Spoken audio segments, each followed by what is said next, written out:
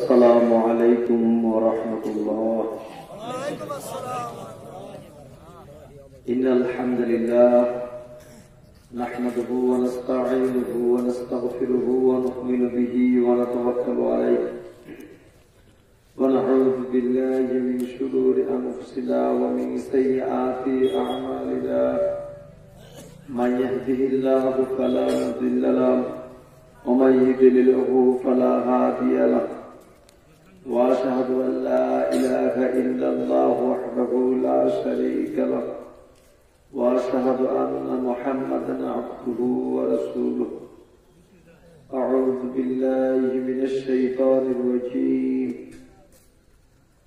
يا بني إنها إن تكن مثقال حبة من خردل فتكون في صخرة أو في السماوات أو في الأرض يأتي بها الله إن الله لطيف خبير.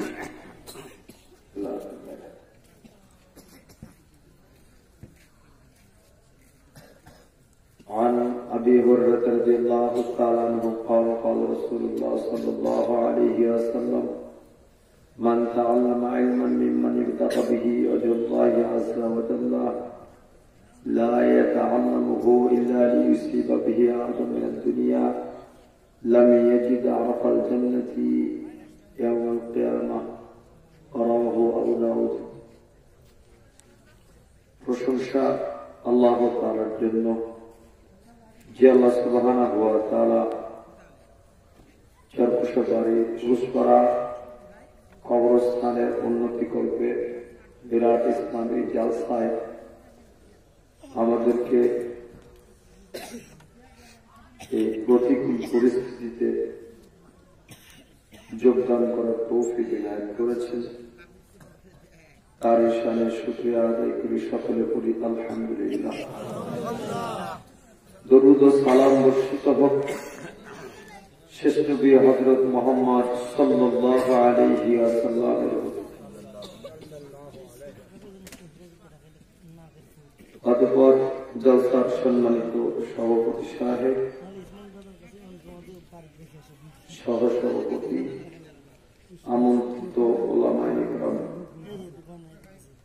আজকের জলসাকে যে যে দিক থেকে পেরেছি, যেভাবে পেরেছি, অর্থ দিয়ে, শ্রম দিয়ে, সময় দিয়ে, সর্বোপরি আল্লাহ সুবহানাহু ওয়া তাআলা আজকের এই দিনী প্রোগ্রামকে কেন্দ্র করে আমাদের সবাইকে হায়াতে তাইয়্যিবা শিফায়ে কুল্লিয়া দান করুন আল্লাহুম্মা আমিন। অনেকের পরিস্থিতি খারাপ, বুঝতেই পারছেন। কয়েকদিন একাধারে রাত্রি যাপন করার কারণে, বক্তব্য দেওয়ার কারণে কণ্ঠ একেবারে বসে গিয়েছে। যা হোক, এই পরিস্থিতিতে সংক্ষিপ্তভাবে কিছু কথা দান সদকা বর্তমান সময়ের উপর নিয়ে আলোচনা করবো ইনশাআল্লাহ। বর্তমান সময়ে আমরা একটা বিষয় নিয়ে চিন্তিত রয়েছি, সেটা হচ্ছে নভেল করোনা ভাইরাস নিয়ে। গোটা পৃথিবী আতঙ্কিত, শুধু আমরা যে আতঙ্কিত বিষয়টা এমন, গোটা পৃথিবী আতঙ্কিত। এমনকি মক্কাতে তওয়াফ পর্যন্ত বন্ধ, সেখানকার অনেক স্কুল কলেজ প্রতিষ্ঠান বন্ধ হয়েছে। এমনকি যেটা দেখলাম কুয়েতের মসজিদগুলোতে, কিছু মসজিদগুলোতে আযান হচ্ছে কিন্তু মসজিদে সালাত হচ্ছে না। অর্থাৎ তারা বাড়িতে সালাত আদায় করার জন্য মুয়াজ্জিন সাহেব আযান দিচ্ছে। এই পরিস্থিতি আমাদের দেশে অনেক জায়গায় বড় বড় সমাবেশগুলো বন্ধ করা হচ্ছে এই পরিস্থিতিতে। তো এই করোনা ভাইরাসকে যেগুলি নিয়ম এক শ্রেণীর মানুষ সামনের দিকে আগাচ্ছে। এক শ্রেণীর মানুষ বলছে, এতদিন বলেছিল 2018 সালে কিয়ামত হবে, 19 সালে কিয়ামত হবে, 20 সালে কিয়ামত হবে, ইমাম মাহদী চলে এসেছে, অমুক কারাগারে বন্দী আছে, 20 সাল তো চলে এসেছে, গোবর ফাঁস, এখন বলছে যে 24 সালে হবে, 26 সালে হবে। পরিস্থিতি সামনে। এর মধ্যে আবার নোবেল করোনা ভাইরাস ঢুকেছে। তো কিয়ামতের পূর্বে মুমিনের স্বপ্ন সত্য হবে, সই হাদিস। এই হাদিসকে পুঁজি করে নিয়ে এখন আলোচক বলছে, ওই যে ইতালির ফারুক মামুন নামে একজন ব্যক্তি স্বপ্ন দেখেছে, মুসলিম বাংলা স্বপ্ন দেখেছে যে করোনা ভাইরাসের সাথে ইন্টারভিউ হয়েছে, কথা বলতে হয়েছে। করোনা ভাইরাসকে জিজ্ঞেস করছে, তুমি কেন এসেছো চীনে? সে বলছে যে চীনে ওই যে আয়েশা নামক মেয়েকে চীনের সৈন্যরা, চীনা সৈন্যরা ধর্ষণ করেছিল 3 জন মিলে, অতঃপর তার মুখটাকে সেলাই করে দিয়েছিল যাতে চেঁচামেচি করতে না পারে। এই কারণে চীনে ঢুকেছে। কতদিন থাকবে, চলে যাবে, এটা মামুন ফারুক জিজ্ঞেস করছে। ফারুক মামুন করোনা ভাইরাস এবার উত্তর দিচ্ছে যে আমরা এসেছি চলে যাব বলে নয়, আমরা এখান থেকে মধ্যপ্রাচ্যে যাব। পৃথিবী 7 ভাগে 1.5 কোটি মানুষকে ধ্বংস করব। এরপরে ফারুক মামুন জিজ্ঞেস করছে, আমি তো বাঙালি, আমার বাংলাদেশের পরিস্থিতি তো বলছে, বাংলাদেশের ব্যাপারে আমাদের এমন কোন চিন্তা নেই, তবে অনেক মুনাফিক গাদ্দার রয়েছে, তাদেরকে ধরব, তাদেরকে মারব। বর্তমান পরিস্থিতিতে মানে সে হয়তো বা চাচ্ছে মানুষকে পরকালমুখী করার জন্য, কিন্তু মিথ্যা কথা বলে পরকালমুখী করে লাভ, আর তার স্বপ্নই বা কতটুকু সত্যি সেটা সেই বক্তাই ভালো যাবে আলোচনা করবে, আর যে স্বপ্ন দেখবে সেই ভালো। আল্লাহ সুবহানাহু ওয়া তাআলা আমাদেরকে এ থেকে দূরে থাকার তৌফিক দান করুন। আল্লাহ। সম্মানিত উপস্থিতি, আমরা অবগত রয়েছি চীনের এই ভীষণ কঠিন পরিস্থিতির পরেও সেখানকার যে মুসলিম মানুষগুলো রয়েছে, ওই ঘরের মুসলিম, বন্দি শিবিরের মুসলিম গুলো এরপরেও সুরক্ষিত রয়েছে, এরপরেও তাদেরকে কোন প্রকার ভাইরাস আক্রমণ করে। বিশেষজ্ঞরা বলছেন যে তাদেরকে এমন পরিস্থিতিতে রাখা হয়েছে, তাদেরকেই ভাইরাস সর্বপ্রথম আক্রমণ করার কথা ছিল। সম্মানিত উপস্থিতি, আমরা আজকেও যদি এই ভাইরাস থেকে বেঁচে থাকতে চাই, তাহলে ইসলামিক জীবন ব্যবস্থার উপরে অন্য কোন ভ্যাকসিন এই ভাইরাসের ইসলামের জীবন ব্যবস্থার চাইতে বড় কোন চিকিৎসা এই ভাইরাসের নেই। কেন?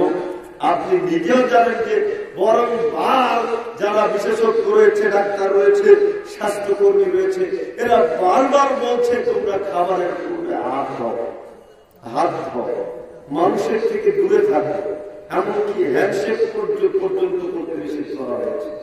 তো আমরা ভাত খাই 3 বার, হাত ধুই 3 বার, আর সালাদ পরে হচ্ছে 5 বার, ওযু করি 5 বার। তাহলে যেখানে 3 বার করলে আমি জীবাণু থেকে সুরক্ষিত থাকবো, এটা বিশেষজ্ঞর কথা, সেখানে আর 2 বার ডাবল হয়ে যাচ্ছে, জীবাণু আসবে কেমন? সম্মানিত উপস্থিতি, জীবাণু আসার স্থানগুলো দেখে হাত এটুকু খোলা রয়েছে, বরং সে হাত পাতা শার্ট করলে এতটুকু খোলা থাকে, এরপরে তার পায়ের টাকনু পর্যন্ত, মুখমণ্ডল সবগুলোই আমরা ধৌত করছি ওদের মুখে। জীবাণু আক্রমণ করবে। যা হোক, আমি এ বিষয়ে অনেক কথা বলেছি, আর বলতে চাচ্ছি না, অনেক জায়গায় বিভিন্ন ভাবে। সম্মানিত উপস্থিতি, এই যে পরিস্থিতি, আজকে কিয়ামত চলে আসবে, কালকে কিয়ামত চলে আসবে, এটা অসংখ্য মানুষ নানান রকম ভাবে বলতে যাচ্ছে, বিভ্রান্তি ছড়াচ্ছে, কিন্তু এই বিভ্রান্তি ছড়বে, এই বিভ্রান্তি ছড়বেই।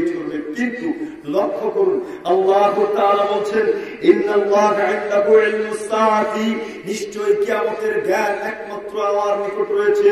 কার নিকট রয়েছে? শুধুমাত্র আল্লাহ তাআলার নিকটেই রয়েছে। ওয়াইনাসিলুল গায়সা, তিনি বৃষ্টি বর্ষণ করেন। মাতৃগর্ভের মধ্যে কি রয়েছে তিনি শুধুমাত্র জানেন, অন্য কোন মানুষ জানে না। এখানে 1 শ্রেণীর মানুষ রয়েছে, মাতৃগর্ভকে নিয়েও ব্যবসা করে। 5টা কন্যা সন্তান হয়েছে, এবার বলছে 5টা কন্যা সন্তান হয়েছে তো কি হয়েছে, যাও আমি একটা গাছ করে দিচ্ছি, এক পানি করে দিচ্ছি, এবার বাচ্চা নেওয়ার রিস্ক নাও, ছেলে নেওয়ার দায়িত্ব আমার, ছেলে নেওয়ার দায়িত্ব আমার, ছেলে কিভাবে দিতে হয় সেটা আমি বুঝবো, এমনটাও দেখা রয়েছে। কিন্তু আল্লাহ তাআলা কি বলছেন, আরহাম, মাতৃগর্ভের মধ্যে কি রয়েছে এটা আল্লাহ ব্যতীত কোনো মানুষই জানে না। অন্যত্রে আল্লাহ তাআলা বলছেন, ওয়ালিল্লাহি গায়বুস সামাওয়াতি ওয়াল আরদ, আসমান এবং জমিনের মধ্যে যত অদৃশ্য বিষয় রয়েছে, যত গোপন বিষয় রয়েছে, এটা আল্লাহ ব্যতীত কেউ জানে না। ওমা আমরুস সাআতি, কিয়ামতের ব্যাপারটা হলো, কিয়ামতের ব্যাপারটা হলো ইল্লা কালামহিল বাসার, চোখের পলক যতটা নিকটবর্তী, কিয়ামত ততটা নিকটবর্তী, চোখের পলক যতটা নিকটবর্তী, কিয়ামত ততটা নিকটবর্তী। আর হলো আকরাব, বরং এর চাইতেও নিকটবর্তী, এর চাইতেও নিকটবর্তী। এরপরেও 1400 বছর, 1450 বছর চলে গিয়েছে, কিয়ামত সংঘটিত হয়নি। আল্লাহ তাআলা এই বাণী দিয়ে গেলেন 1400 বছর, 1450 বছর পূর্বে, এরপরেও কিয়ামত হয়নি। সহিহ বুখারীর দিকে লক্ষ্য করলে দেখা যায়, সাহর ইবনে সাদ রাদিয়াল্লাহু তাআলা বলেছেন, রাসূল সাল্লাল্লাহু আলাইহি ওয়াসাল্লাম বলেছেন, কিয়ামত এবং আমাকে এভাবে পাশাপাশি প্রেরণ করা হয়েছে, কিয়ামত এবং আমাকে এভাবে পাশাপাশি প্রেরণ করা হয়েছে। একথা বলতেই আল্লাহর নবী তার 2 আঙ্গুলকে এভাবে সামনের দিকে অগ্রসর করে দিলেন। সম্মানিত উপস্থিতি, বোঝা যাচ্ছে আল্লাহর নবী এবং কিয়ামত যেহেতু পাশাপাশি, আল্লাহর নবী চলে গিয়েছে, এর পরবর্তী সিরিয়াল হচ্ছে কিয়ামত। এর পরেও 1400 বছর, 1450 বছর চলে গিয়েছে, এর পরেও কিয়ামত সংঘটিত হয়নি। ওয়াতে বোঝা যাচ্ছে যে সমস্ত মানুষ কিয়ামতের দিন তারিখ ঠিক করছে, যে সমস্ত মানুষ ইমাম মাহাদি চলে এসেছে, এর বিভ্রান্তি ছড়াচ্ছে, এরা বুদ্ধিহীন, জ্ঞানহীন, মূর্খ ছাড়া আর কিছুই হতে পারে না। মহান আল্লাহ সূরা আম্বিয়ার 1 নম্বর আয়াতে বলছেন, ইকতারাবাল লিন্নাস হিসাবুহুম, মানুষের হিসাব নিকাশের সময় তো চলে এসেছে, মানুষের হিসাব নিকাশের সময় তো চলে এসেছে। আল্লাহ তাআলা এই বাক্য 1400 বছর, 1450 বছর পূর্বে একথা বলে গেলেন, মানুষের হিসাব নিকাশের সময় তো চলে এসেছে। অহুমফি ওয়াক্তাতিন মুরিদুন, অথচ তারা এ ব্যাপারে একেবারে উদাসীন। তাহলে আল্লাহ তাআলা বিভিন্ন ভাবে কিয়ামতের ভয় প্রদর্শন করছেন, বিভিন্ন ভাবে বুঝাতে চাচ্ছেন অতি নিকটে, তোমাদের নিকটে কিয়ামত চলে এসেছে। তাহলে এর গুরুত্ব কি? এর গুরুত্ব হচ্ছে এটাই, আল্লাহ তাআলা এর দ্বারা ভীতি প্রদর্শন করতে চাচ্ছেন, এর দ্বারা আল্লাহ তাআলা বুঝাতে চাচ্ছেন তোমরা আল্লাহকে ভয় করো, পরকালমুখী হও, তওবা করো, ফিকির করো, আল্লাহর নিকট তওবা করো, ক্ষমা প্রার্থনা করো। এখানে আল্লাহ তাআলা বারবার বলে যাচ্ছে, যদিও আমাদের মধ্যে যে সমস্ত মানুষ এই সমস্ত ফিতনা ছড়াচ্ছে, এই ফিতনা চলতে থাকবে, চলতে থাকবে, বৃদ্ধি হতেই থাকবে, হতেই থাকবে। যার বিবরণ পাওয়া যাচ্ছে জুবাইর ইবনে নাবিক থেকে বলতে, তিনি বলছেন, আতাইনা আনাস ইবনে মালিক, আমি আনাস ইবনে মালিক রাদিয়াল্লাহু তাআলা আনহুর নিকটে গেলাম। হাম ফাশাকাউনা ইলাইহি মাদাল কমিল হাজ্জাজ, হাজ্জাজের নিকট থেকে মানুষ যে জ্বালাতনগুলি ভোগ করছে, হাজ্জাজ যে মানুষকে জ্বালাতন নিপীড়ন করছে, এই জ্বালাতনের ব্যাপারে আমি তাকে অভিযোগ পেশ করলাম। তখন তিনি বলছেন, তুমি ধৈর্য ধারণ করো, কেন তোমাদের উপর এমন কোন যুগ আর অতিবাহিত হবে না, এমন কোন সময় আর পার হবে না, যার পরবর্তী যুগ তার চাইতেও বেশি খারাপ নয়, যার পরবর্তী যুগ তার চাইতেও বেশি খারাপ নয়। অর্থাৎ আজকের দিনটা যত ভালো, আগামীকালকের দিনটা ততই খারাপ, আর পরের দিনটা তার চাইতেও বেশি খারাপ। এই বছরটা যত ভালো, পরের বছরটা তার চাইতে বেশি খারাপ, তার পরের বছরটা তার চাইতে বেশি খারাপ। এই যুগটা যত ভালো, তার পরের যুগটা তার চাইতে বেশি খারাপ, তার পরের যুগটা তার চাইতে বেশি খারাপ। এভাবে সময় যত চলতে থাকবে, সময় চলতে থাকবে, পরিস্থিতি ততই খারাপ চলতে থাকবে। এর পরেও তিনি বলছেন, হাত্তা তালকাউ রাব্বাকুম, এভাবে চলতে থাকবে যতদিন পর্যন্ত না তোমরা তোমাদের প্রতিপালকের সাথে সাক্ষাৎ না করছো, অর্থাৎ কিয়ামত আগ পর্যন্ত, মৃত্যুর আগ পর্যন্ত। তার মানে কি এই অত্রগ্রাম গ্রামে একটাও ভালো সন্তান আসবে না, তার মানে কি এই অত্রগ্রামে কোনো সময় ভালো সময় আসবে না। যে না, বিষয়টা এমন নয়, স্থান কাল পাত্র ভেদে মানুষও ভালো হতে পারে, সময় ভালো হতে পারে, এলাকাও ভালো হতে পারে, কিন্তু সর্বোপরি বিশ্বব্যাপী যদি পরিচালনা করা যায় তাহলে দেখা যাবে গত বছরের চাইতেও এই বছর খারাপ, এই বছরের চাইতেও আগামী বছর খারাপ হবে যদি আল্লাহ তাআলা পৃথিবী রাখেন।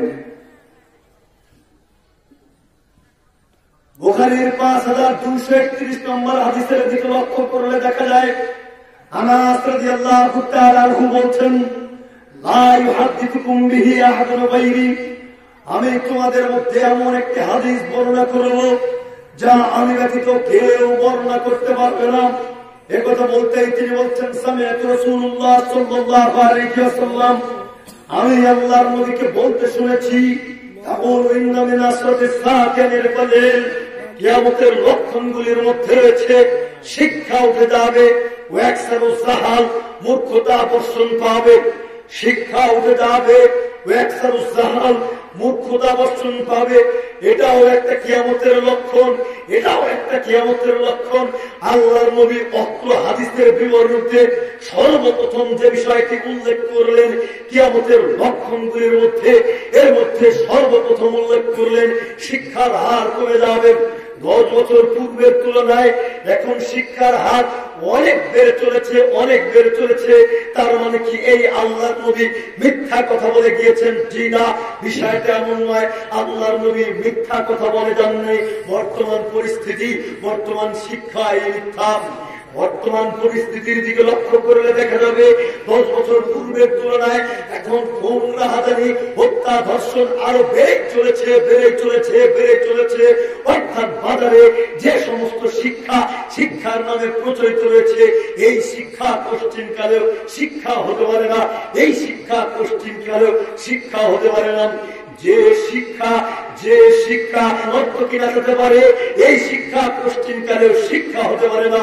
যে শিক্ষা নেশাদ্রব্য পান করাতে পারে, যে শিক্ষা নেশাদ্রব্য বিক্রয় করাতে পারে, এই শিক্ষা পশ্চিমকালেও শিক্ষা হতে পারে না। যে শিক্ষা মাতলামি করতে পারে, যে শিক্ষা নারী ধর্ষণের মতো কাজের সাথে জড়িত করতে পারে, এই শিক্ষা পশ্চিমকালেও শিক্ষা হতে পারে না। আমরা তো জানি শিক্ষা জাতির মেরুদণ্ড। সম্মানিত উপস্থিতি, এ বিষয়ে আপনাদের পূর্বে আমি অনেক কথা বলেছি, এ বিষয়ে আমি কথা বলতে চাচ্ছি না। সংক্ষিপ্ত কথা এইটুকু যে আগামী শুক্রবারের দিন আপনি মসজিদে দাঁড়াবেন, মসজিদের গেটে দাঁড়ানোর পর দেখবেন যে সমস্ত শিক্ষিত মানুষ রয়েছে, এই শিক্ষিত মানুষ ডান পা আগে দিয়ে মসজিদে প্রবেশ করে নাকি বাম পা আগে দিয়ে মসজিদে প্রবেশ করে। আমি বুঝাতে চাচ্ছি, আপনি যাকে শিক্ষিত বলে দাবি করছেন, এই ছেলেটা শিক্ষিত দূরের কথা, কোন পাগে দিয়ে মসজিদে প্রবেশ করতে হয়, ডান পাগে দিয়ে না বাম পাগে দিয়ে, এটাই জানে না। তাহলে আপনি বলুন এ শিক্ষিত হলো কি করে, এ শিক্ষিত হলো কি করে? দেখুন শিক্ষা কি জিনিস। আল্লাহ তাআলা বলছেন,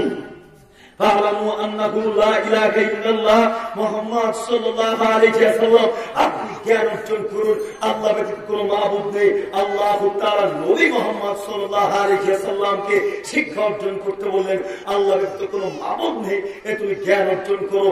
বিশ্বের সর্বকালের সর্বপ্রথম যে আয়াতটি আল্লাহ তাআলা গোটা মানব জাতির জন্য উম্মতে মুহাম্মাদের উপরে, নবীর উপরে যে আয়াতটি প্রেরণ করলেন, সেটা হচ্ছে ইকরা পড়ো বিসমি রাব্বিকাল্লাযী খালাক। যিনি তোমাকে সৃষ্টি করেছেন, যিনি তোমাকে সৃষ্টি করেছেন তার নামে তুমি পড়ো, তার নামে তুমি পাঠ করো।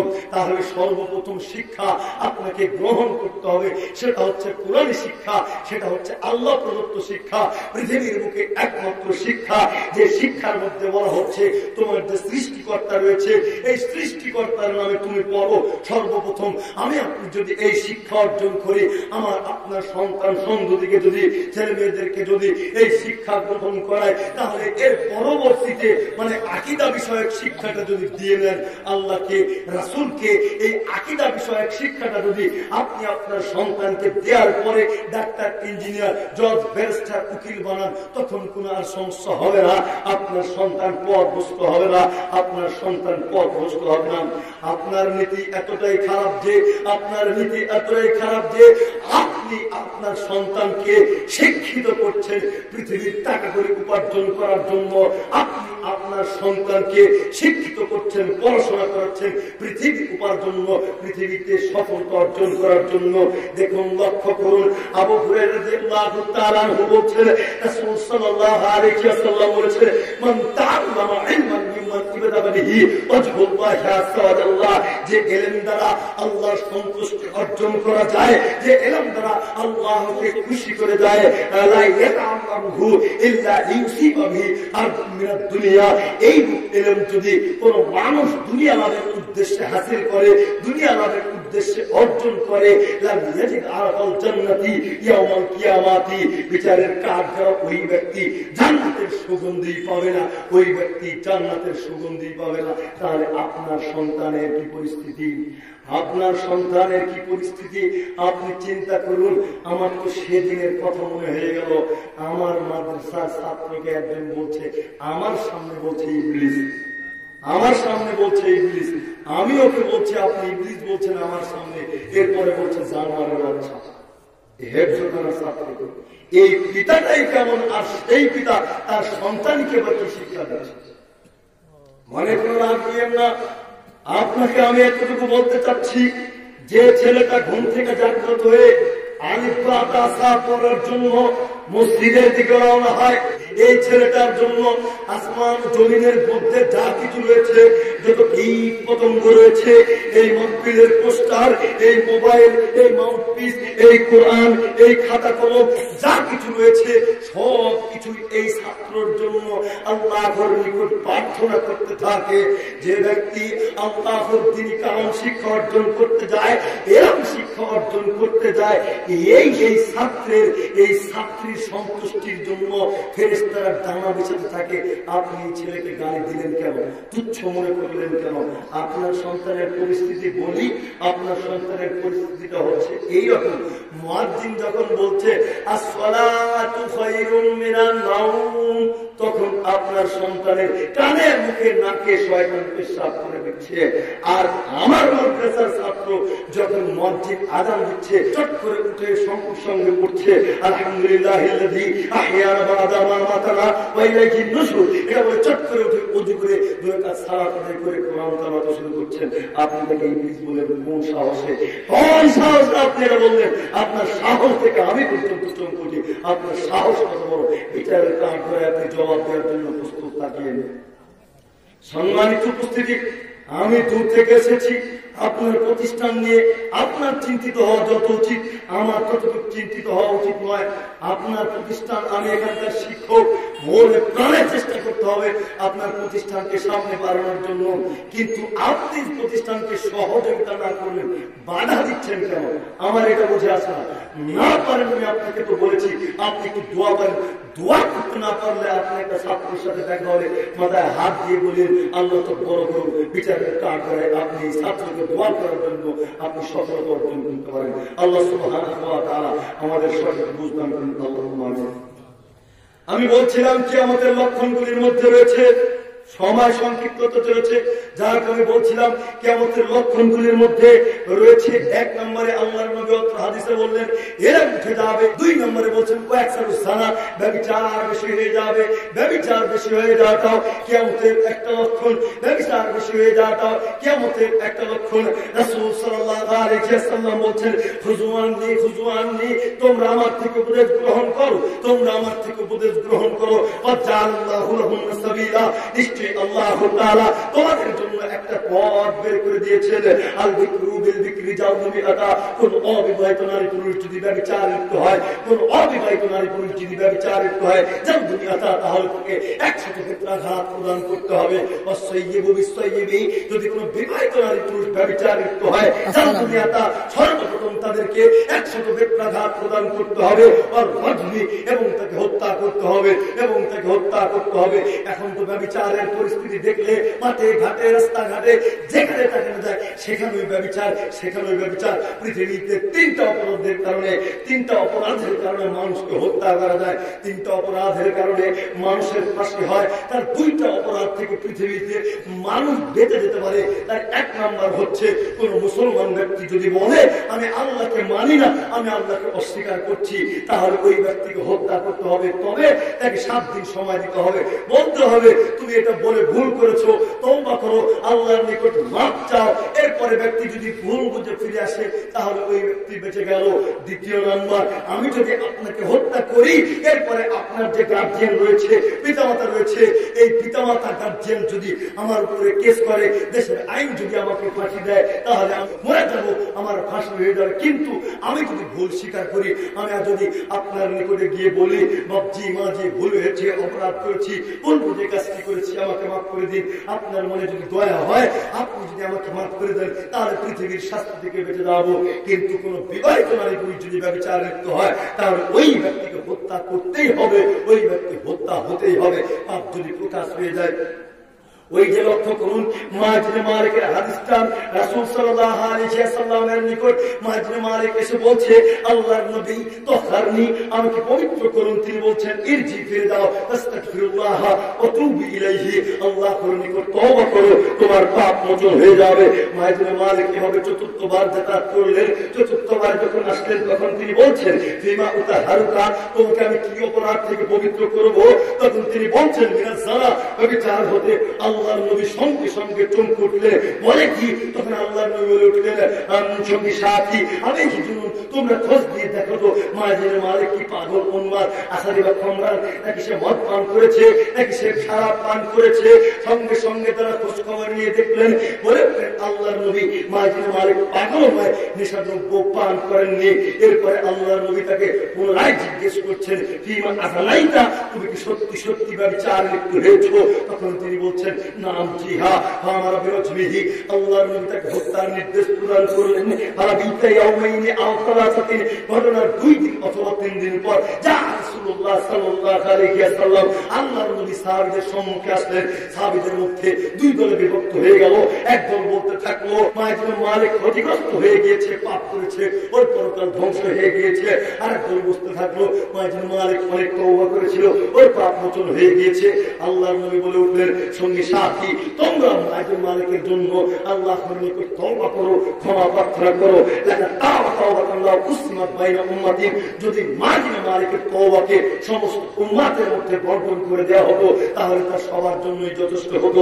সম্মানিত উপস্থিতি, এখানে আল্লাহর নবী যে কথাটি বললেন, মাজিদ মালিকের তওবাকে যদি গোটা পৃথিবীর উম্মতের উপর, সমস্ত উম্মতের উপর বন্টন করে দেওয়া হতো, তাহলে সকলের জন্যই যথেষ্ট হতো। অর্থাৎ মাজিদ মালিকের তওবা ছিল অনেক বেশি। আল্লাহ তাআলা মাজিদ মালিকের তওবাকে কবুল করেছেন, এটা আল্লাহর নবী বুঝতে পেরেছেন। এর পরেও মাজিদ মালিককে হত্যা হতে হয়েছে, একে রজম করা হয়েছে। কোন বিবাহিত নারী পুরুষ যদি ব্যভিচার লিপ্ত হয়, অবশ্যই সেই ব্যক্তিকে হত্যা হতে হবে। উপস্থিত বৈঠকের দিন মুসলিম মত আপনি লক্ষ্য করুন, রাসূল সাল্লাল্লাহু আলাইহি ওয়াসাল্লাম বলেছেন ইন্নাল মারআতু তুকবিলু ফি সূরাতি শাইতান, নিশ্চয়ই নারী আসে শয়তানের বেশ ধরে, তুকবিলু ফি সূরাতি শাইতান, আবার চলে যায় শয়তানের বেশ ধরে। অথচ হাদিসে আল্লাহর নবী বলেছেন নারী আসে শয়তানের আকৃতি ধারণ করে, আবার চলে যায় শয়তানের আকৃতি ধারণ করে। তাহলে তার মানে কি এই নারী ঘৃণিত, নারী অপমানিত, নারী লাঞ্ছিত? যে না, বিষয়টা এমন নয়। হাদিসের শেষ অংশ লক্ষ্য করুন, আল্লাহর নবী পুনরায় বলছেন ফাইদা আবসার আহাদুকুম, যদি তোমাদের সাথে এইরূপ কোন বেহায়া নারীর সাথে সাক্ষাৎ হয়, এইরূপ কোন বেহায়া নারীর সাথে সাক্ষাৎ হয়, ইমরাতুন ফালিয়াতিহা লাহু, সে যেন তার স্ত্রীর নিকটে গৃহে চলে যায়। ফাইন্নাহু যালিকা ফাইন্নাহু লাইসা রাদ্দু যালিকা মা ফি নফসি, তার স্ত্রী তার সাথে মিলনে তার মনের প্রবৃত্তিকে, তার মনের বাসনাকে দূর করে দেবে। অত্র হাদিসে 2 শ্রেণীর নারীকে আল্লাহর নবী উল্লেখ করেন। এক, যে নারী আসে রাস্তায় শয়তানের বেশ ধরে আবার চলে যায় শয়তানের বেশ ধরে। আর এক, যে নারী গৃহে অবস্থান করছে, সদা প্রস্তুতি গ্রহণ রেখেছে স্বামীর পাপকে ঠেকানোর জন্য, স্বামীর পাপকে দমন করার জন্য। উপস্থিত বৈঠকের দিন মুসলিম বোন, আপনি শয়তানের বেশধারী নারী হবেন না, আপনি শয়তানের বেশধারী নারী হবেন না। আর আপনি স্বামী, আপনাকে বলছি যে স্ত্রী, যে নারী আপনাকে এত যত্ন সহকারে আপনার পাপকে ঠেকাচ্ছে, আপনার পবিত্রকে দমন করছে, সেই স্ত্রীর প্রতি আপনি কেন ঘৃণিত, আপনি কেন রাগান্বিত, আপনি কেন তার সাথে অসৎ ব্যবহার করছেন? সম্মানিত উপস্থিতি, আপনাকে বলতে চাচ্ছি, আপনি যদি আপনার স্ত্রীর সাথে ঝগড়া বিবাদের একটু থাকেন, তাহলে শুধুমাত্র আপনাদের মধ্যে কুফর বিরাজ করবে বিষয়টা এমন নয়, বরং এই প্রভাবটা আপনার সন্তান সন্ততির উপর বিরাজ করবে। কেন? আপনার সন্তান সন্ততি যদি একটা সুস্থ পরিবেশ, সুতরাং সুফল পরিবেশ না পায়, তাহলে আপনার সন্তানের মেধার বিকাশ হবে না, আপনার সন্তান জাতির মেরুদণ্ডতে পরিণত হতে পারবে না। অতএব সাবধান এবং সতর্কতা অবলম্বন করুন। আর রাসূল সাল্লাল্লাহু আলাইহি ওয়াসাল্লাম অন্যত্র বলছেন, আর দুনিয়া গোটা পৃথিবী সম্পদ, গোটা পৃথিবী সম্পদ, দুনিয়া এর মধ্যে সবচেয়ে উত্তম সম্পদ হচ্ছে, দামি সম্পদ হচ্ছে আল মারআতুস সালিহ, সৎ চরিত্রবান নারী। সৎ চরিত্রবান নারী উপস্থিত বৈঠকের দিন মুসলিম বোন, আপনি নিজেকে সবচেয়ে দামি সম্পদ বলে মনে করুন, দামি সম্পদ হিসেবে নিজেকে তৈরি করার চেষ্টা করুন। আল্লাহ সুবহানাহু ওয়া তাআলা আপনাকে তৌফিক ইনায়াত করুন, আল্লাহু আমিন। আমি বলছিলাম আল্লাহর নবী এরপরে হাদিসের 3 নম্বরে বলছেন, নেশাদ্রব্য বেশি হয়ে যাবে, নেশাদ্রব্য বেশি হয়ে যাবে। সম্মানিত উপস্থিতি, এবারে একটা কথা মনে হয়ে গেল, আমরা চিন্তিত রয়েছি, গোটা পৃথিবী নোবেল করোনা ভাইরাস নিয়ে চিন্তিত, গোটা পৃথিবী নোবেল করোনা ভাইরাস নিয়ে চিন্তিত, আর চিন্তা করছি বাপরে বাপ, আল্লাহ আমাদেরকে কত ভালোবাসে, আমাদেরকে নোবেল করোনা ভাইরাস থেকে বাঁচিয়ে রেখেছে। সম্মানিত উপস্থিতি, আল্লাহ তাআলা আপনার আমার উপর যে এই ভাইরাস কোন গজব দিচ্ছেন না, এটা আল্লাহর একটা বিশেষ দয়া, একটা বিশেষ রহমত। কেন গজবগুলো আসবে যে কারণে, সেই বিষয়গুলো আমাদের মধ্যে স্পষ্ট হয়ে উঠেছে। কেন? ওই যে লক্ষ্য করুন, সম্মানিত উপস্থিতি, সামনে থেকে আগানোর চেষ্টা করুন, পিছনে জায়গা সংকলন হয়ে গেছে, সামনে থেকে আগে আসে লিল্লাহে তাকবীর, লিল্লাহে তাকবীর। আমার বক্তব্য জগতে আজকেই প্রথম তাকবীর দিয়েছি। আগে আসে, সামনে থেকে আগে আসে। আমি বলছিলাম যে আমাদের দিকে লক্ষ্য করলে দেখা যাবে যে বিষয়গুলির কারণে আল্লাহ তাআলা গজব দিবেন, তার সেই বিষয়গুলো আমাদের উপর স্পষ্ট ঘটিত হয়ে উঠেছে। কেন? ওই যে ইমরান ইবনে হুসাইন রাদিয়াল্লাহু তাআলা বলছেন, ফি হাযিহি উম্মতি হাক্কুন ওয়া মাসকুন ওয়া কাসবুর, আমার উম্মতের উপর ভূমি ঘটিয়ে চেহারা বিকৃতি করে পাথর বর্ষণ করে আযাব রয়েছে। তখন জৈনব মুসলিম জিজ্ঞেস করে বসলো, আল্লাহর নবী, মাতা যালিকা, এটা কখন হবে? তখন আল্লাহর নবী বলছেন, ইদা তাফরাতিল বাইনাত ওয়াল মাআসিফি, যখন আমার উম্মতের মানুষেরা, লোকেরা নর্তকী নাচাবে, গায়িকা প্রকাশ পাবে, যখন বাদ্যযন্ত্র বাজাবে, শরীবাতের ঘুমর, যখন নেশাদ্রব্যর প্রচলন ঘটবে। তিনটাই রয়েছে, তিনটা একেবারে কমানোর কোন পরিস্থিতি নেই। কিছুদিন পূর্বেও আমাদের সরকার, আমাদের দেশের সরকার নেশাদ্রব্য দমনের জন্য কত মানুষকে কষ্ট করে মানল, এরপরেও নেশাদ্রব্য কমছে না, তো গজব আমাদের উপর আসবে না কেন? আল্লাহ সুবহানাহু ওয়া তাআলা আমাদেরকে গজব থেকে বাঁচিয়ে রেখেছেন। এটা একটা বিশেষ নিয়ামত, এটা একটা বিশেষ দয়া। আমরা পৃথিবীতে আসার পরে আল্লাহ তাআলাকে দাম দিতে ভুলে গিয়েছি, অথচ আল্লাহ সুবহানাহু ওয়া তাআলা বলেন, ইন্নামা ইউরিদু শাইতানু আইয়ুকিয়া বাইনাকুম আদাতাল বাগদাতিল খামরি ওয়াল মাইসির, নিশ্চয়ই শয়তান ইচ্ছা পোষণ করে তোমাদের মধ্যে হিংসা, বিদ্বেষ, মারামারি, বিপর্যয় সৃষ্টি করে দিতে, আর মাধ্যম হিসেবে গ্রহণ করে নেশাদ্রব্য। তোমরা যে সৎ কাজ করো, আল্লাহকে স্মরণ করো, এই সৎ কাজ আল্লাহকে স্মরণ করার থেকেও শয়তান বিরত রাখার চেষ্টা করে এই মদ জুয়ার মধ্য দিয়ে, অথচ আমরা এই মদ এবং জুয়ার সাথে সম্পৃক্ত রয়েছি। আল্লাহ সুবহানাহু ওয়া তাআলা এ থেকে আমাদেরকে বিরত থাকার তৌফিক ইনায়াত করুন। সম্মানিত উপস্থিতি, আমি বলেছিলাম দান সম্পর্কে কিছু কথা বলবো, আমাদের কি হয়েছে আমরা ভয় করি না, আমাদের কি হয়েছে আমরা ভয় করি না। আমাদের আজকে যেহেতু কবরস্থানকে কেন্দ্র করে মাহফিল, কিন্তু আমাদের মনে উৎফুল্ল হাসি মেজাজ, কেউ কোন চিন্তা ভাবনা করি না যে এই কবরে আমাদেরকে একদিন যেতে হবে, এই কবরের পথে আমাদেরকে জোগাড় করতে হবে, এই চিন্তা চেতনা কেউ কোনদিন করি না। অথচ আব্দুল্লাহ ইবনে উমর রাদিয়াল্লাহু তাআলা বলছেন, আল্লাহর নবী একদা শরীরের দুই কাঁধ ধরে বলছেন, কোন দুনিয়া পৃথিবীতে চলো অপরিচিত ব্যক্তির ন্যায়, কান্নাকে গরিবুন অসহায় দুস্থ দরিদ্র মানুষের ন্যায়, আবির সাবিল পথযাত্রীর ন্যায়, অদ্যানসাকামিন আহলিল কুবুর, প্রতিনিয়ত নিজেকে কবরবাসী বলে মনে করো, প্রতিনিয়ত নিজেকে কবরবাসী বলে মনে করো। আমরা কয়েকজনই বা নিজেকে কবরবাসী বলে মনে করলাম? কবরবাসী বলে মনে করলে আমাদের দ্বারা পাপ সংগঠিত হতো না। আমি আপনি নর্তকী নাচাতাম না, আমি আপনি নিষাদ্রব্য সেবন করতাম না, আমি আপনি বাদ্যযন্ত্র বাজাতাম না। আমরা পৃথিবীতে অর্থময় জীবনযাপন করছি। আমাদের কি হলো? আমরা মৃত্যুর চিন্তা করি না। আমাদের কি হলো? আমরা মৃত্যুর চিন্তা করি না।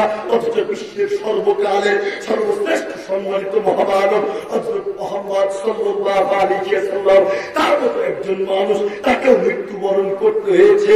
আয়েশা রাদিয়াল্লাহু তাআলা আনহা বলছেন, আল্লাহর নবীর শেষ সময়ে তিনি যখন মৃত্যুর সাথে আল্লাহর নবী মিসওয়াক চিবাতে চাচ্ছিলেন, আল্লাহর নবী মিসওয়াক চিবাতে পারছিলেন না। আয়েশা রাদিয়াল্লাহু তাআলা আনহা তার মিসওয়াককে চিবিয়ে দিচ্ছিলেন। আয়েশা রাদিয়াল্লাহু তাআলা আনহার বুকের উপরে, জিহ্বার উপরে আল্লাহর নবী মৃত্যুবরণ করেন। তখন আয়েশা রাদিয়াল্লাহু তাআলা আনহা বলছেন, আমি আল্লাহর নবীর মৃত্যুর সময় যে মৃত্যুর যন্ত্রণা দেখেছি, এরপরে অন্য কোন মানুষের মৃত্যুর যন্ত্রণা দেখে আমি খারাপ মনে করতাম না। তাহলে আসার জীবন অনুযায়ী বোঝা যাচ্ছে আল্লাহর নবীর মৃত্যুর সময় কি পরিস্থিতি হয়েছিল। বিশ্বের সর্বকালের সর্বশ্রেষ্ঠ সম্মানিত মহামানব, তার যদি এই পরিস্থিতি হয়, তাহলে আমার আপনার পরিস্থিতি কি হবে? আমার আপনার কি হয়েছে? আমরা মৃত্যুর কথা স্মরণ করি না, আমরা পৃথিবীকে ভুলে টাকার মধ্যে জীবনযাপন করছি। অথচ আল্লাহর নবী দোয়া করে বলতেন, আল্লাহুম্মা আহিনি মিসকিনা, প্রতিপালক তুমি আমাকে মিসকিন দরিদ্র অবস্থায় বাঁচিয়ে রাখো, ও আমিতনি মিসকিনা, এবং দরিদ্র অবস্থাতেই মৃত্যুবরণ করাও, ও আমি কসুর ফি সুরাতিল মাসাকিনি, এবং বিচারের কাঠগড়ায় দরিদ্র অবস্থাতেই উত্তোলন করো। আল্লাহর নবী এভাবে দোয়া করে বলতেন। এক বিবরণীতে বোঝা যাচ্ছে, আয়েশা রাদিয়াল্লাহু তাআলা আনহা বলছেন, মা সাবা আলা মুহাম্মাদিন সাল্লাল্লাহু আলাইহি ওয়াসাল্লাম, আল্লাহর নবীর পরিবার মিন খুজিন শাইরিন ইয়াওমাইনি মুতাতাবিআইনি, একাধারে জবের রুটি কোনদিন দুই দিন একাধারে কোশ্চিন কালেও খাননি। আল্লাহর নবী এই পরিস্থিতিতে মৃত্যুবরণ করেন। অন্য এক বিবরণীতে রাসূল সাল্লাল্লাহু আলাইহি ওয়াসাল্লাম বলছেন, দরিদ্ররা জান্নাতে প্রবেশ করবে কবলাল আগনিয়া আবি খামসিনি আতি, ধনীদের চাইতেও 500 বছর পূর্বে, ধনীদের চাইতেও 500 বছর পূর্বে। আপনি সম্পদ অতিরিক্ত রেখে কি করবেন? আপনি যদি সম্পদ অতিরিক্ত রাখেন, তাহলে সেটা আপনার জন্য বিপদ হয়ে আনবে। রাসূল সাল্লাল্লাহু আলাইহি ওয়াসাল্লাম বলছেন, ইয়া ইবনে আদম, হে আদম সন্তান, ইন্নাকা আন তাফজালুল ফাজলা খায়রুল্লাহ, তুমি তোমার অতিরিক্ত সম্পদগুলি আল্লাহর রাস্তায় ব্যয় করো। তুমি তোমার অতিরিক্ত সম্পদগুলি আল্লাহর রাস্তায় ব্যয় করো, এটা তোমার জন্য মঙ্গল বয়ে আনবে। ওয়ান তুমসিকু শাররুল্লাহ, আর যদি তা না করো, সেটা তোমার জন্য বিপর্যয় বয়ে আনবে। আপনি যদি সম্পদগুলো জমিয়ে রাখেন, সেই সম্পদ আপনাকে বাহ্যিকভাবে পৃথিবীতে বিভিন্নভাবে প্যারা দেবে, যেটা আমি পূর্বে বলেছি কোন একদিন। যা হোক, এরপরে আল্লাহর নবী বলছেন, ওয়ালা তুনামু আলা কাফাফিন, প্রয়োজন পরিমাণ জমিয়ে রাখো, এতে কোনো ক্ষতি নেই। আবু হুরায়রা রাদিয়াল্লাহু তাআলা বলেন, রাসূল সাল্লাল্লাহু আলাইহি ওয়াসাল্লাম বলেছেন, লা তাকুমুস সাআতা, কিয়ামত ততদিন পর্যন্ত সংঘটিত হবে না, হাত্তা ইসরাফিক মুলমান, যতদিন পর্যন্ত গোটা পৃথিবীর যা কিছু রয়েছে সব সম্পদে পরিণত না হচ্ছে, ততদিন পর্যন্ত কিয়ামত সংঘটিত হবে না। সম্পদশীল মানুষরা দান করার জন্য ঘুরতে থাকবে, মানুষ খুঁজতে থাকবে, কে তার দান গ্রহণ করবে, কে তার সাদকা গ্রহণ করবে। যাকে সে দিতে চাইবে, সেই ব্যক্তি বলে উঠবে, আমার কোনো প্রয়োজন নেই, আমার কোনো প্রয়োজন নেই, কাকে যদি নিয়ে আসতে তাহলে গ্রহণ করতাম। সম্মানিত উপস্থিতি, তাই উদাত্ত আহ্বান জানাচ্ছি, আপনি আপনার দানের হাতকে সম্প্রসারণ করার চেষ্টা করুন। আমার কাছে যারা দিবেন, কিছু অংশ দিতে পারেন, এরপরে হঠাৎ আসে কিছু দিবেন। আব্দুল মতিন 500 টাকা দান করেছে। আল্লাহ তার দানকে কবুল করো। আল্লাহ মজিবুর রহমান তার শ্বশুরের জন্য 500 টাকা, আল্লাহ তার দানকে কবুল করো। আল্লাহ আল্লাহ ইউসুফ আলী শেখ 500 টাকা এক বস্তা সিমেন্ট আল্লাহ তুমি তার দানকে কবুল করো আল্লাহ আল্লাহ মুবারক আলাইহি একজন নাম বলতে অনিচ্ছুক 200 টাকা দান করেছে আল্লাহ তুমি তার দানকে কবুল করো আল্লাহ মুবারক আলাইহি আরেকজন 200 টাকা আল্লাহ তুমি তার দানকে কবুল করো আল্লাহ মুবারক আলাইহি মজিবুর রহমান স্ত্রী একটি নাকের ফুলো নগদ 700 টাকা স্বামীর জন্য দোয়া করতে স্বামী জীবিত নামিত আল্লাহ তুমি তার দানকে কবুল করো আল্লাহ আলাইহি আল্লাহ মুবারক আলাইহি তার স্বামী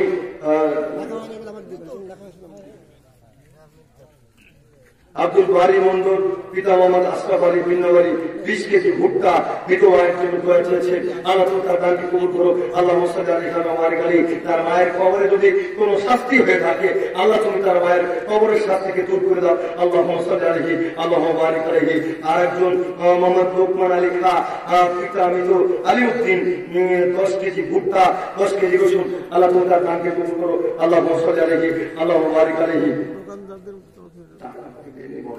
দোকানদের পক্ষ থেকে অনেকগুলো টাকা এসেছে আল্লাহ তুমি তাদের দানকে কবুল করো তাদের ব্যবসা বাণিজ্যে বরকত দান করো আল্লাহ আলাইহি আল্লাহ মুবারক আলাইহি মোহাম্মদ সিয়াম আলী মন্ডল ভিন্নবাড়ি 10 কেজি ভুট্টা মৃত দাদির জন্য দোয়া চায় আল্লাহ তুমি তার দানকে কবুল করো তার জানে মানে বরকত দান করো এবং মৃত দাদির কবরের শাস্তি হলে কবরের শাস্তি মাফ করো আল্লাহ হামাইজ বাজার মৌলানা আমির হোসেনের স্ত্রী 500 টাকা দান করেছে আল্লাহ তুমি তার দানকে কবুল করো আল্লাহ সাদিকুল ইসলাম ধামাইজ থেকে পিতা ইউসুফ শেখ আল্লাহ তুমি তার দানকে কবুল করো আল্লাহ আলাইহি আল্লাহ আলাইহি মোহাম্মদ জুয়েল মন্ডল পিতা মোহাম্মদ নজরুল মন্ডল গ্রাম বিন্নবাড়ি 500 টাকা দাদির জন্য দোয়া চাই আল্লাহ তুমি তার দানকে কবুল করো আল্লাহ আলাইহি আল্লাহ আলাইহি এদারা দেখছেন দাদা দাদি বৃদ্ধ হলে মৃত হলে লিখে দেওয়ার চেষ্টা করবো হ্যাঁ আকরাম আলী একটা নাম দান করেছে আল্লাহ তুমি তার দানকে কবুল করো আল্লাহ আলাইহি আল্লাহ মুবারক আলাইহি স্ত্রী সম্বোধন মারা গেছে আল্লাহ তার স্ত্রীর কবরে যদি কোনো শাস্তি থেকে থাকে আল্লাহ তার স্ত্রীর কবরকে জান্নাতের বাগিচায় পরিণত করো আল্লাহ আমিন আইয়ুব আলী বিন্নবাড়ি 1 মণ ভুট্টা আল্লাহ তুমি তার দানকে কবুল করো আল্লাহ আলাইহি আমজাদ বাড়ি 500 টাকা বিন্নবাড়ি আল্লাহ তুমি তার দানকে কবুল করো আল্লাহ আলাইহি আল্লাহ মুবারক আলাইহি মোহাম্মদ শরীফুল ইসলাম পিতা কাজী উদ্দিন সবুজপাড়া 10 কেজি রসুন আল্লাহ তুমি তার দানকে কবুল করো আল্লাহ আলাইহি আল্লাহ মুবারক আলাইহি মোহাম্মদ মুবারক হোসেন 20 কেজি ভুট্টা আল্লাহ তুমি তার দানকে কবুল করো আল্লাহ আলাইহি আল্লাহ মুবারক আলাইহি জাহাঙ্গীর আলম সবুজপাড়া 2 বস্তা সিমেন্ট আল্লাহ তুমি তার দানকে কবুল করো আল্লাহ আলাইহি আল্লাহ মুবারক আলাইহি বিউটি খাতুন পিতা মৃত ওমর ফারুক সবুজপাড়া নগদ 500 টাকা আল্লাহ তুমি তার দানকে কবুল করো এবং মৃত পিতার কবরকে জান্নাতের বাগিচায় পরিণত করো আল্লাহ আমিন ইসহাক আলী মাস্টার পিতা হারুন রশিদ বাকি 500 টাকা আল্লাহ তুমি তার দানকে কবুল করো আল্লাহ আলাইহি আল্লাহ মুবারক আলাইহি ইখতিয়ার হোসেন পিতা মৃত দিল মোহাম্মদ সরকার নগদ 500 টাকা বাকি 20 কেজি ভুট্টা আল্লাহ তুমি তার দানকে কবুল করো তার পিতার জন্য দোয়া চেয়েছে তার পিতা জীবিত থাকবে সুস্থ প্রদান করো মৃত থাকবে তার কবরকে জান্নাতের বাগিচায় পরিণত করো আল্লাহ আমিন আল্লাহ আলাইহি জিল্লুর রহমান মাস্টার সবাই উচ্চ বিদ্যালয় নগদ 500 টাকা দান করেছে আল্লাহ তুমি তার দানকে কবুল করো আল্লাহ আলাইহি আল্লাহ মুবারক আলাইহি নাজিমউদ্দিন পিতা আব্দুল হামিদ সবুজপাড়া 1 বস্তা সিমেন্ট আল্লাহ তুমি তার দানকে কবুল করো আল্লাহ আলাইহি আল্লাহ মুবারক আলাইহি লাইব্রেরি খাতুন বাকি 1000 টাকা বিন্নবাড়ি থেকে মোহাম্মদ সুলাইমান আলী